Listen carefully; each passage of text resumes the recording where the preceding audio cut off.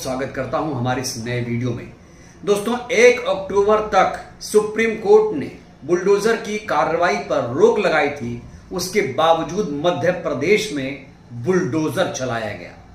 बड़ा सवाल, आखिर 1 अक्टूबर से पहले बुलडोजर की कार्रवाई क्यों हुई? आखिर सुप्रीम कोर्ट की धज्जियां क्यों उड़ाई गई? इसी मुद्दे पर आज हम बातचीत करेंगे। सुप्रीम कोर्ट के बड़े वकील, जाने माने चेहरे आप पहचानते होंगे, हमारे साथ है नरेंद्र मिश्रा जी। नरेंद्र सर, बहुत स्वागत। सुप्रीम कोर्ट ने साफ तौर से अपने पिछले आदेश में कहा था, निर्देश में, कि 1 अक्टूबर तक बुलडोजर की कार्रवाई नहीं होगी। उसके बावजूद बुलडोजर की कार्रवाई की खबर सामने आ रही है। देखिए, सुप्रीम कोर्ट ने स्पष्ट कर दिया था कि 1 अक्टूबर तक किसी प्रकार की कोई कार्यवाही बुलडोजर की नहीं होगी, कोई भी राज्य नहीं करेगा। पर इसके बावजूद भी कुछ स्टेट ऐसे हैं, जिसमें मध्य प्रदेश और उत्तर प्रदेश, दो ऐसे हैं जहां पर दो बड़ी घटनाएं घटी। एक तो नीमच की मध्य प्रदेश में और एक उत्तर प्रदेश में लखनऊ के आसपास की कुछ थी। हाँ, मैंने देखा था, वैसे ट्वीट भी किया था मैंने उसको। तो हमने दोनों में कोशिश भी किया कि उसको हम मेंशन करके इन दोनों मुख्यमंत्रियों को सुप्रीम कोर्ट में बुलाएं, और क्यों कोर्ट ऑफ कंटेम्प्ट के उसमें अंडर में। पर सिर्फ इश्यूज ये आया कि हम थोड़ा सा मतलब फैक्ट जो है, बेसिक ग्राउंड का जो फैक्ट है, यानी लीगल जो ग्राउंड है, उस पर हमें थोड़ा सा इनकम्प्लीट जानकारी मिली। नीमच वाले में हम थोड़ा सा डिपेंड हो गए किसी पर, और ऐसे ही लखनऊ वाले पर भी। इसलिए हम पूरी तरीके से नहीं, हम कोर्ट ऑफ कंटेम्प्ट की पूरी तैयारी पर थे। मीडिया वालों ने भी हमें पूरा सपोर्ट किया था, हमें बताया भी था कि सर ये है। सवाल यह उठता है कि जब सुप्रीम कोर्ट ने सारी चीजों को बोल करके स्पष्ट कर दिया, ऑर्डर रिटन में दे दिया, तो फिर आप उससे बढ़कर के अपने आप को क्यों मानते हैं? पहला पॉइंट। दूसरा पॉइंट, आर्टिकल 140 से लेकर के 145-46 तक में स्पष्ट लिखा गया है कि सुप्रीम कोर्ट जो है अपेक्स कोर्ट ऑफ इंडिया है, और भारत देश के जितने भी कॉन्स्टिट्यूशनल अथॉरिटी हैं उसकी सारे निर्णयों को मानने के लिए बाध्य है। पर उसके बावजूद भी आप नहीं बाध्य होते हैं, आप अपने आप को सुप्रीम कोर्ट से बड़ा मान लेते हैं।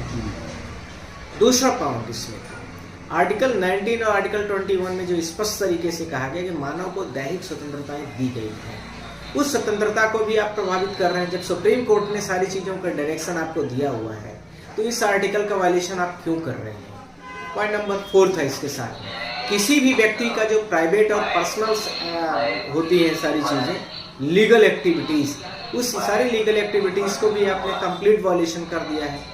इस कंप्लीट वायलेशंस में आपने सबसे बड़ा जो किया कि किसी का प्राइवेट राइट्स होता है, किसी का लीगल राइट्स होता है, कुछ व्यक्तियों का उसी में से कॉन्स्टिट्यूशनल राइट्स होता है, इसी के साथ में सीआरपीसी की प्रोसीडिंग होती है, इसी के साथ में और भी बहुत सारी प्रोसीडिंग है, आपने उसका भी वायलेशन किया। अलॉन्ग विथ आपने कंपनसेशन, जो किसी घर की जमीन का पट्टा है, किसी जो नीमच की घटना थी, उस महिला 70 वर्षीय, मैं उदाहरण के तौर पर समझाने के लिए नीमच का उदाहरण दे रहा हूँ, पॉइंट नंबर 5 पर ध्यान रखें। कंपनसेशन भी आपका वायलेशन के दौर पर है, यानी कंपनसेशन को भी आप, उसका जो राइट्स है उसका भी आपने कंप्लीट तरीके से वायलेशन किया है। अब नीमच की घटना में सबसे बड़ी बात थी कि वो 70 वर्षीय महिला, बुजुर्ग महिला, विधवा महिला, आप वो कहीं झुग्गियों में रह रही थी, आप उसका घर पहुंचे गिरा दिए। आप पूरे भारत देश में यह झंडा फहराते हुए घूमते हैं, पूरे देश की जनता को पूरा धर्म कर्म के नाम पर वोट लेते हैं। क्या धर्म है? कौन सा धर्म कहता है किसी बुजुर्ग महिला को आप ले जाओ, गिरा के बाहर कर दो? किस बुजुर्ग महिला को जिसके पति न हो, उसके घर को गिरा दो, वो भी वो हॉस्पिटल गई हुई है। कितना बेशर्म करने वाले स्टेटमेंट है, कितना बेशर्म करने वाले उस स्टेट के सर। देखिए, स्टेटमेंट के साथ कोर्ट के एक्टिविटी, सुप्रीम कोर्ट के उस आदेश की बात कर रहे हैं कि भाई सुप्रीम कोर्ट ने जो कहा उसका पालन ग्राउंड पर क्यों नहीं हो रहा? जो नहीं हो रहा है, तो ऐसे लोगों के खिलाफ कार्रवाई क्या बनती है सर, ये बताइए। ऐसे चीफ मिनिस्टरों के ऊपर कोर्ट ऑफ कंटेम्प्ट का है पहला मैटर, जिनके ऊपर कोर्ट ऑफ कंटेम्प्ट किया जाए। साथ ही ऐसे चीफ मिनिस्टरों को हटाने के लिए है कि सुप्रीम कोर्ट उसमें डायरेक्शन करे कि हमारे बातों को नहीं मानते हैं एज पर लॉस, तो चीफ सेक्रेटरी को ही इसमें थ्रू पार्टी बना करके किया जाएगा। तो ऐसे चीफ मिनिस्टरों को हटा करके प्रेसिडेंटियल रूल्स भी लगाने के लिए उसमें पावर है, या गवर्नर्स लगाए जाए। ये सारे प्रोसेस के आप सर देखिए, नियम कायदा बहुत है, अभी की बारे में बताइए, इम्प्लीमेंटेशन क्यों नहीं होता है? नियम तो बहुत सारे हैं, संविधान तो बड़ा खूबसूरत हमारे देश का। देखिए, वहाँ लोकल अथॉरिटीज में जो डीएम है और इसके साथ में जो वहाँ पर म्युनिसिपल है, वो म्युनिसिपल हम उसको ले आएंगे पार्टी बना करके। हमारे पिटीशन के वो पार्ट में है नीमच, चिंता ना करें आप लोग। और पूरे भारत देश की जनता को हमने बोला हुआ है कि जो हमारे पिटीशन के 5 ग्राउंड्स हैं वो हम पूरे म्युनिसिपल जितने भी डीएम और उसके साथ में कंसर्न अथॉरिटीज है, उस कंसर्न अथॉरिटियों से हमने पूरा पेमेंट रिकवरी के लिए पूरे देश में जो भी नीमच की भी घटना उसमें जुड़ी हुई है, आप लोग चिंता न करें। हम नीमच वाले जो भी कंसर्न पर्सन है, कंसर्न अथॉरिटीज हैं, उनसे हम रिकवर कराएंगे, उसकी चिंता नहीं होनी चाहिए, पहली बात। दूसरा इसी का बी पार्ट यानी हाँ। जो घटना नीमच में हुई है, जो पीड़िता है उसे आप इंसाफ दिलाएंगे, मुआवजा मिल जाएगा, मिलेगा। क्योंकि वो उसको पट्टा मिला हुआ है और बीजेपी की ही पार्टी के जो पिछले सीएम थे उन्होंने पट्टा दिया था, मुख्यमंत्री आश्रय योजना। हाँ कुछ ऐसा ही था, वो उन्होंने दिया है और उसमें शायद 2 डिसमिल तक की जमीन होती है। 2 डिसमिल का मतलब बहुत ज्यादा तो नहीं, पर 2 डिसमिल तक का जमीन उनको दिया जाता है। अब इसके साथ में मैं यह भी बोलना चाहता हूँ कि जब ये सारी चीजें हो रही थी, कोर्ट में सारी पिटीशन चल रहे हैं, आप कोर्ट में नोटिस भी हो चुका है, सारे स्टेट वहां पर प्रेजेंट है, ये सारी चीजें होने के बावजूद भी आप ऐसा क्यों नहीं करते, आप उसको क्यों नहीं फॉलो करते?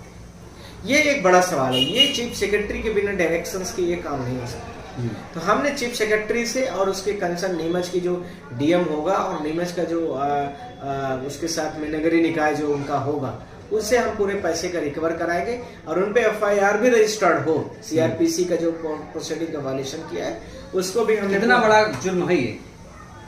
किसी को आप किसी के घर को गिरा दो, किसी पीड़िता के घर को गिरा दो, किसी पीड़ित बच्चे के मान लो किसी के ऊपर अरेस्ट किया जाता है, उसके परिवार को पूरा घर से निष्कासित कर दो, ये दुनिया का सबसे बड़ा जुर्म है मेरी नजर में। जुर्म के लिए सजा भी होनी चाहिए। हाँ, सजा के लिए हम लोगों ने पिटीशन सबसे पहले हम ही लोगों तो आए हैं, आप क्यों चिंता कर रहे हैं? अभी थोड़ा सा इंतजार करिए, कोर्ट सुप्रीम कोर्ट में हम लोगों ने सारी चीजों को रखा। सही जो मामला था कि जो बुलडोजर है वो बैन हो जाएगा, उसी को लेकर ये निर्देश आदेश आया था। क्या पूर्णतः रोक लग पाएगी भारत देश में बुलडोजर पर, जिस तरीके से आए दिन देख रहे हैं घटनाएं लगातार आ रही सामने? नहीं, पूर्णतया तो रोक लगेगी ही, ये तो इलीगल है, पूरे विश्व में इलीगल कहेगा कोई भी। एक अशिक्षित व्यक्ति है वो भी कहेगा कि ये इलीगल है।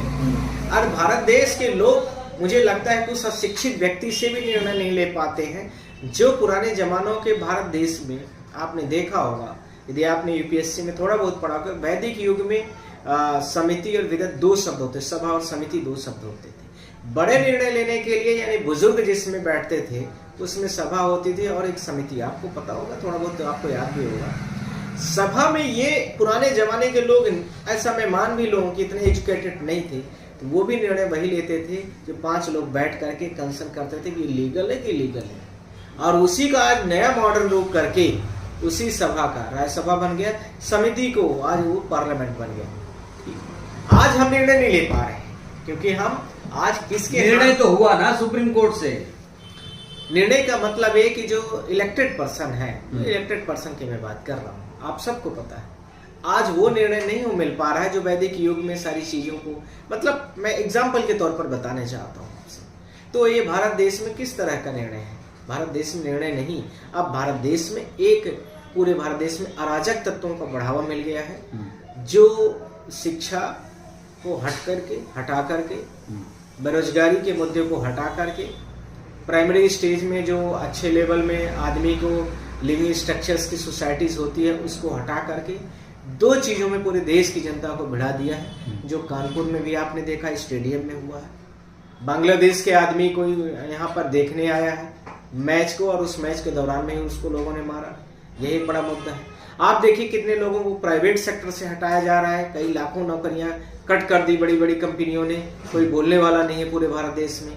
आपने देखा होगा कि एक अभी पुणे में एक लड़की ने सुसाइड कर लिया, आप लोगों ने देखा है, पूरे देश में उसका न्यूज वायरल हुआ है क्योंकि एक्स्ट्रा एसेस का वर्क हो गया है, प्राइवेट कंपनियां कम, इतने लोग ज्यादा हैं। सर एक बात, मुद्दे तो बहुत सारे हैं, लेकिन बुलडोजर की जो कार्रवाई हो रही है वो क्या धर्म जाति देखकर हो रही है?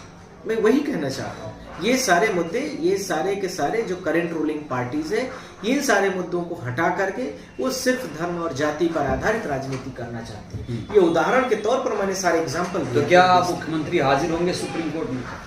बिल्कुल आएंगे, वो तो सारे 11 राज्यों को मैंने मुख्यमंत्रियों को पार्टी बनाया है, आप चिंता मत करिए, सारे मुख्यमंत्री हाजिर होंगे। अब आप लोग 1 तारीख को एंजॉय करिए, देखिए क्या मुख्यमंत्री अपनी दलीलें पेश करते हैं और चीफ सेक्रेटरी के थ्रू आते हैं तो वो क्या कहते हैं? 1 तारीख को 11 राज्यों के मुख्यमंत्री सुप्रीम कोर्ट पहुंचेंगे। हाँ, 11 राज्यों के मुख्यमंत्री, साथ में 11 राज्यों के चीफ सेक्रेटरी जिनको मैंने पार्टीज बनाया है, उनके प्रेजेंटेशन में सारे लोग हैं। आपको लगता है मुख्यमंत्री लोग हाजिर होंगे कोर्ट में? कोर्ट की, सुप्रीम कोर्ट की नोटिस है तो आना ही पड़ेगा आपको। वो नहीं आएंगे तो उनका प्रेजेंटेशन में वकील उनका आएगा, उसमें क्या है, तो आना ही है, उनके बिहाफ पर आना ही आना। चलिए, बहुत धन्यवाद। Thank you. तो लोग यही सोच रहे हैं कि भाई जो बुलडोजर की कार्रवाई है उस पर बैन कब लगेगी, क्योंकि आदेश आने के बावजूद अगर कार्रवाइयां हो रही हैं तो जाहिर तौर पर लोग शक व शुबहा में हैं, और जो विश्वास है, आस्था है कहीं ना कहीं कोर्ट पर, वो भी डगमगा रही है लोगों की। बहरहाल इस वीडियो में इतना ही। आपको क्या लगता है, क्या बुलडोजर की कार्रवाई पर रोक लगनी चाहिए? प्रतिक्रिया दीजिएगा। धन्यवाद।